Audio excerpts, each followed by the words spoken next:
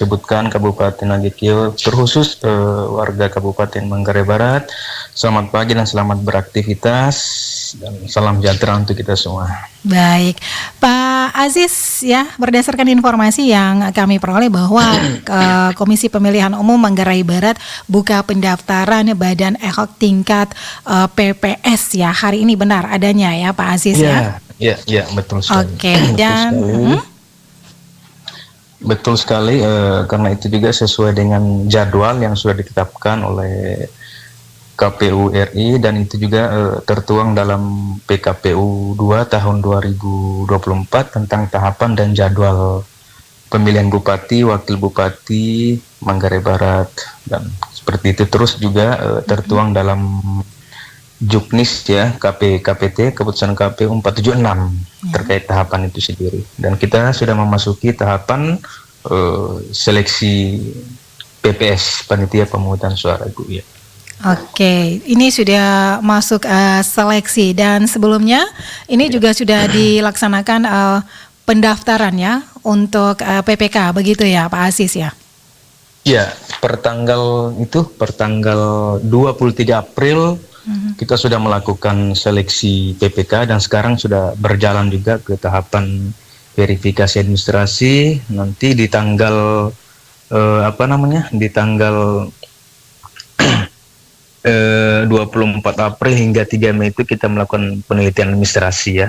Nah, pada tanggal nanti 4 Mei kita melakukan tanggal 6 Mei sampai di tanggal 28 Mei kita melakukan seleksi tertulis menggunakan CAT khusus untuk PPK tadi. Ya, oke. Nah, untuk PPK sendiri ini berapa banyak nih anggota yang sudah terdaftar, Pak, pesertanya? Iya, terkait PPK memang pada awalnya per tanggal 29 April ya, 2024 itu jumlah pelamar itu 320 yang masuk di data kami. Nah, setelah kami teman-teman admin operator di Siakba juga memverifikasi, total pendaftar itu pada tanggal 29 April kemarin itu 175. Nah, itu tetap kami melakukan sortir terus, verifikasi terus. Nah, sampai per hari ini data yang sudah masuk di Siakba, karena sistem pendaftarannya juga kan semua hard mereka bawa ke kantor KPU Kabupaten, terus melalui Siakba, Ibu, aplikasi Siakba. Nah, jumlah sekarang total yang sudah mendaftar di Siakba dan sudah melalui proses verifikasi tadi oleh teman-teman itu sejumlah untuk laki-laki itu 157 dan perempuan 31 dan totalnya itu 188, Ibu. Oke, nah dari untuk 12 kecamatan, untuk ya, 12 kecamatan dan dari masing-masing kecamatan ini ditetapkan berapa nih Pak Aziz? Ya, sesuai dengan hasil rakor kami dan KPT 476 juga tadi itu total per kecamatan itu 2 kali kebutuhan. 2 kali kebutuhan artinya kalau sudah memenuhi kuota 10, itu sudah memenuhi syarat untuk kemudian kami tidak memperpanjang lagi pendaftarannya begitu. Jadi minimal per kecamatan 2 kali kebutuhan, Ibu. Kalau lebih juga lebih bagus lagi. Artinya ya. Untuk cadangan atau itu seperti apa nih Pak? Gimana, Bu? Untuk cadangan kalau lebih atau seperti apa? Memang sesuai dengan kuota yang ditetapkan begitu ya? Memang kalau kalau di di KPT di keputusan surat 662 itu kan yang baru kami terima juga ya. Untuk kemudian yang melakukan seleksi tertulis itu kan 3 kali kebutuhan. Jadi 15 nanti setelah itu masuk ke wawancara untuk kemudian nanti kami cari 5 orang. Jadi pada prinsipnya ketika per kecamatan itu sudah memenuhi 2 kali kebutuhan, artinya 10 orang tuh per kecamatan tuh. Kami sudah bisa melanjutkan ke tahapan selanjutnya karena ada juga beberapa kabupaten di NTT ini yang belum memenuhi kebutuhan 2 kali kebutuhan. Artinya masih mereka melakukan perpanjangan seperti itu, Ibu. Oke, dan belum memenuhi kuota akan dibuka kembali pendaftaran seperti itu Iya, ya? ada perpanjangan bagi Oke. kabupaten, kecamatan yang belum terpenuhi kuotanya. Iya. Oke, baik. Nah, kita ke Badan Ad hoc tingkat PPS ya. Apakah Siap. aturan persyaratan untuk perekrutan anggota PPS dan PPK yang sudah dilaksanakan ini memang aturannya sama atau persyaratannya seperti apa? Apakah ada perbedaan begitu, Pak Aziz? Iya, terkait aturan tadi, memang acuannya itu kan di PKPU 8, Bu ya. Ya. PKPU 8 tahun 2022 tentang pembentukan dan tata kerja Badan Ad hoc penyelenggara pemilihan umum dan pemilihan gubernur, wakil gubernur, bupati dan wakil bupati, dan wali kota dan wakil wali kota. Nah, itu juga dipertegas di dalam itu tadi juknis petunjuk teknis ya dalam perekrutan Badan Ad hoc di keputusan KPU 476 itu. Nah, terkait persyaratan sama saja, tidak ada Perbedaan. bedanya dengan persyaratan yang kami lampirkan pada saat pendaftaran atau perekrutan PPK kemarin. Tidak jauh beda, cuman memang kalau kita mengacu di aturan-aturan perekrutan Badan Ad hoc sebelumnya, di pemilu 2019, di pemilihan bupati, wakil bupati di tahun 2020, itu kan menggunakan surat ini, bebas rohani itu, Ibu. Nah, kalau sekarang sudah dihilangkan itu, terkait bebas rohani itu, surat keterangan bebas rohani, siat rohani maksudnya. Oke. Seperti itu. Baik, nah kuota untuk PPS sendiri apakah sama? Iya, kalau kuota untuk PPS kan kalau per desa kelurahan itu kan 3 orang untuk satu desa dan kelurahan.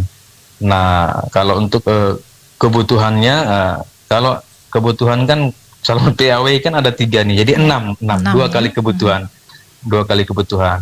Nah, jadi kalau melebihi itu juga lebih bagus, tapi targetnya kami kan selama ini kalau untuk pelamar-pelamar PPS itu kan biasanya yang kita butuhkan satu desa kelurahan itu kan 3, bahkan lebih dari itu ya kalau untuk pelamar-pelamar sebelumnya, jadi kita tidak terlalu kesulitan lah. Tapi terkait aturan ya 2 kali kebutuhan juga, kalaupun pelamar masih kurang, nah, kami sudah bisa melanjutkan ke tahap-tahap selanjutnya. Oke, baik. Oke, dibuka pada hari ini ya, dari tanggal 2 ini sampai tanggal berapa nih Pak Aziz? Iya, kalau terkait ini PPS tadi, memang kami ini kan tahapan beririsan, Ibu. Ini tahapan beririsan. Per hari ini juga kami mendapat surat dari RI untuk segera melakukan penetapan secara serentak tuh. Perolehan kursi, perolehan kursi sama penetapan pasangan calon terpilih itu. Nah, kami sangat beririsan kali tahapan. Nah, di sisi lain juga perekrutan PPK berjalan, teman-teman melakukan verifikasi dan seterusnya, mempersiapkan segala hal teknisnya. Di sisi lain juga hari ini bertepatan juga pengumuman hasil pengumuman seleksi gitu. Pendaftaran calon anggota PPS per tanggal 2 Mei 2024 hingga 6 Mei untuk pengumumannya. Nah, ini juga teman-teman kami juga sudah sebentar kami akan rilis terkait pengumuman ini, dan kami akan lampirkan juga persyaratan-persyaratan yang kemudian menjadi keharusan ya untuk dipenuhi oleh bagi pelamar-pelamar PPS. Nah, per hari ini kami akan melakukan pengumuman per tanggal 2 Mei hingga 6 Mei. Nah, penerimaan pendaftaran calon anggota PPS juga mulai dari 2 Mei per hari ini sampai 8 Mei dan seterusnya. Ada 6 item ya sampai ke tanggapan dan masukan masyarakat terhadap calon PPS tersebut. Nah, hingga di tanggal 26 Mei 2024 kami akan melakukan pelantikan anggota PPS yang terpilih nanti. Jadi seperti itu. Oke, dari tanggal 2 sampai 8 Mei ya, begitu ya, dengan tanggal untuk pengumuman pendaftaran calon anggota PPS tanggal 2 Mei hingga 6 Mei. Dia 5 hari, Bu, untuk pengumumannya. Nah, penerimaan pendaftaran calon anggota PPS itu sendiri kita mulai hari ini juga sampai 8 Mei. Kita ada jeda kasih durasi 7 hari seperti itu. Oke, dan tentunya berlaku juga ya, kalau belum memenuhi kuota akan dilakukan pendaftaran pembukaan pendaftaran ulang begitu ya. Oke. Iya. Baik, nanti, baik Pak Aziz. Tetap ada perpanjangan ketika belum memenuhi kuota. Iya. Baik Pak Aziz. Nah, bagaimana dengan badan ad hoc lainnya seperti KPPS, Pantarli? Ini seperti apa prosesnya?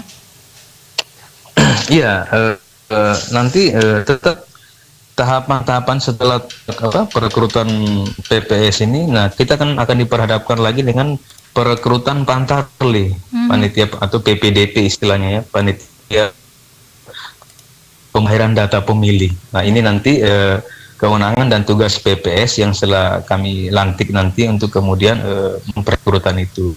Nah setelah itu tidak sampai di situ lagi. Nah, dari setelah itu kita akan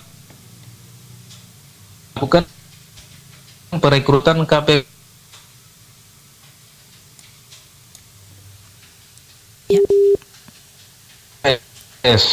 Di ujung-ujung nanti itu ada pembentukan. Ya. Halo, Pak Aziz, ya silakan. halo. Ya. Ya, kayaknya Jaringan ya. Ya. Ya, saya kembali lagi.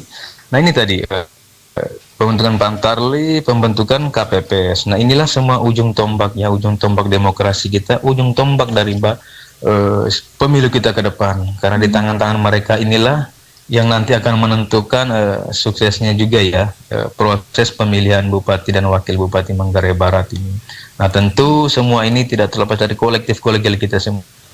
Dari jajaran tingkat KPU Kabupaten, sekretariat hingga ke teman-teman badan ad hoc tadi, yakni KPPS ini sebagai satu kesatuan ya penyelenggara yang itu kedepannya juga kami akan selektif juga terkait perekrutan sumber daya manusia ini ya.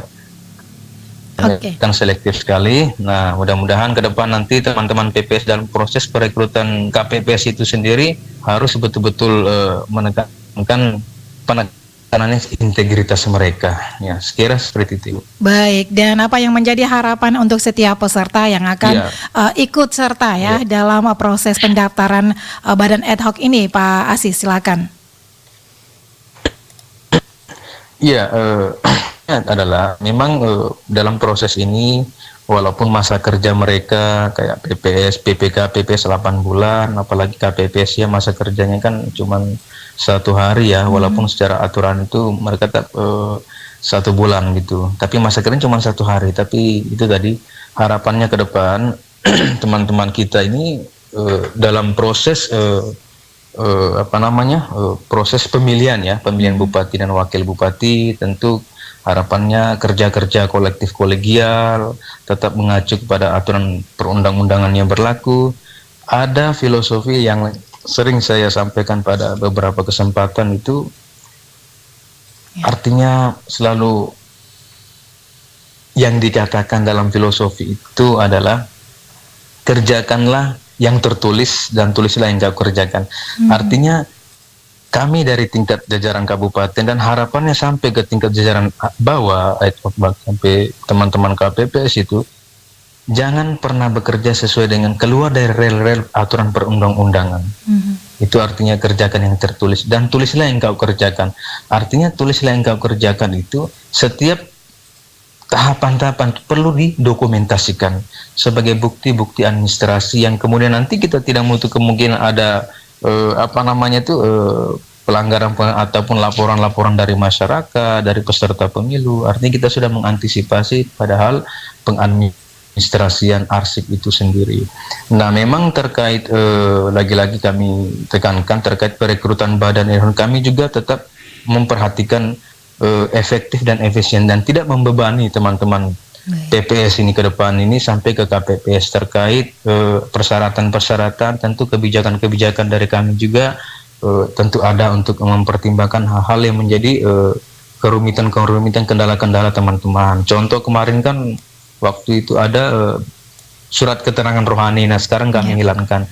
Nah kami juga masih merancang ini nanti kami berlima untuk kemudian memberikan kemudahan pelayanan. Dalam hal ini kami di tiap-tiap kecamatan itu kami akan memberikan kayak contoh kayak health day gitu ya untuk teman-teman di sana, dan kami akan selalu monitoring tiap kecamatan sesuai korwil terkait kemudahan-kemudahan yang nanti kita akan berikan kepada teman-teman pelamar khususnya teman-teman PPS yang sedang berjalan per hari ini.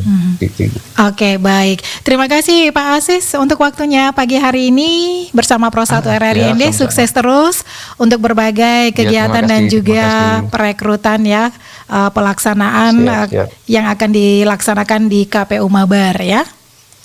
Siap Ibu. Baik. Terima kasih. Pak. Selamat pagi. Selamat pagi Bu, selamat pagi, selamat beraktivitas. Baik, pendengar RRI dimanapun Anda berada, baru saja bersama kita Aziz Sosdikli Parmas dan SDM KPU Mabar terkait dengan Komisi Pemilihan Umum Manggarai Barat buka pendaftaran badan ad hoc tingkat PPS pada hari ini hingga nanti tanggal 6 Mei 2024.